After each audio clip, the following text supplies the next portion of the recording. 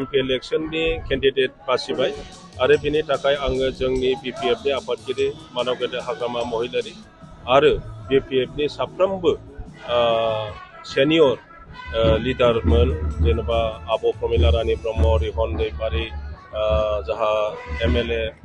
सरन बर' रबिराम नार्जारी आरो जोंनि एमसीएलए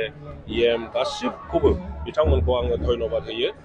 आरो जोंनि देरहानाया निश्चित बयबो रायजो राजाफ्रा दा माब्ला इलेक्शन जायो बेखौल' नेगासिनो दङ आरो बेखायनो जोंनि देरहानाया रायजो राजाफोरनि आखायाव रायजो राजाफ्रा दा बिनि थाखाय बयबो रेडि जानानै दं। बेसेबां भट लानानै देरहागोन बेखौ बुंनाया दा सम्भब नङा किन्तु बुरजा भटआव जों देरहागोन। आं बिनि सम्पर्के जेबो बुंनाय नङा नोंथांमोना बिनि रलखौ नुलांबाय थागोन। सर एमपि बिसायख'थिनि उनाव बीपीएफखौ जिर' जादों थांगासिनो दं होननानै बिथांमोनाथ' जोबोद बेबायदि खोथा बुंगासिनो दं किन्तु रायजो राजा बिथांमोननि जि खामानि मावनाय आगोलाव जि प्रतिश्रुति होबाय जेबो लाखियाखिसै ओनसोलाव जेबो उन्नयनमूलक खामानि मावाखिसै गोदान मोनसे स्कुल कलेज बानायाखिसै गोदान हस्पिटाल बानायाखिसै गोदान लामा बानायाखिसै गोदान इरिगेसन बानायाखिसै गोदान हाथाय बाजार बानायाखिसै माने बिटिसिआव रायजो राजाफोरनो जि नांगौ बे बुस्थुफोरखौ बे 3.5 बोसोराव बिथांमोना जेबो मावाखिसै आरो बुंबाय थादों जे बीपीएफआ 17 बोसोराव जेबो मावाखै दा बेखायनो बेफोरखौ बरनायनानै बेफोरखौ कम्पेयार खालामनानै रायजो राजाफ्रा नुबाय बे नङा जे बिटिसिआव मेगन गुनु मानसि गैया थगायब्लानो जायो बिदि नङा इउपिपिएलआ बेखौनो सानदोंमोन जे थगायजागोन आगोलाव थगायबोनो हानायखाय दाबो थगायबाय थानो हागोन बेखौ सानदोंमोन किन्तु रायजो राजाफ्रा दा थगायजाया बेखायनो बिथांमोना दा बे थगायनायखौ बुजिजोबनानै इउपिपिएलनो भट होआ।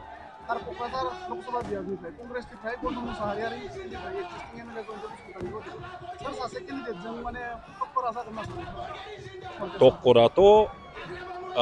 नोंथांमोनहा नाय इउपिपिएल बीजेपी आरो जीएसपी मोनथाम दलआ ज' नङा होमबा एलायन्स गभर्नमेन्ट दादों बिटिसिआवबो सरकार आसामावबो सरकार आरो बिथांमोननि जि कमन केन्डिडेट इउपिपिएलनि केन्डिडेट बेनो जोंनि मा होनना बुङो नोंथांमोनहा मा होनदों बेजोंनो जोंहा माने सौदावनाया जागोन किन्तु जों दा नुदों बे मोनथाम पार्टिनि गेजेराव मोनसे पार्टिया इतिमध्ये नागारनानै थांबाय जीएसपीआ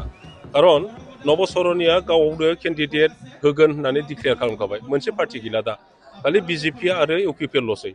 आरो जों बुंनो हाया बिथांमोननि बे खौसेथिया बेसे गोलाव थांगोन। सारा देरहाखांनायनि उनाव गिबि हिसाबै मा खामानिखौ गिबि हिसाबै मा मावगोन बे नङा जोंहा मोनथाम एजेन्डा दङ बिटिसिआव सान्ति प्रतिष्ठा खालामनाय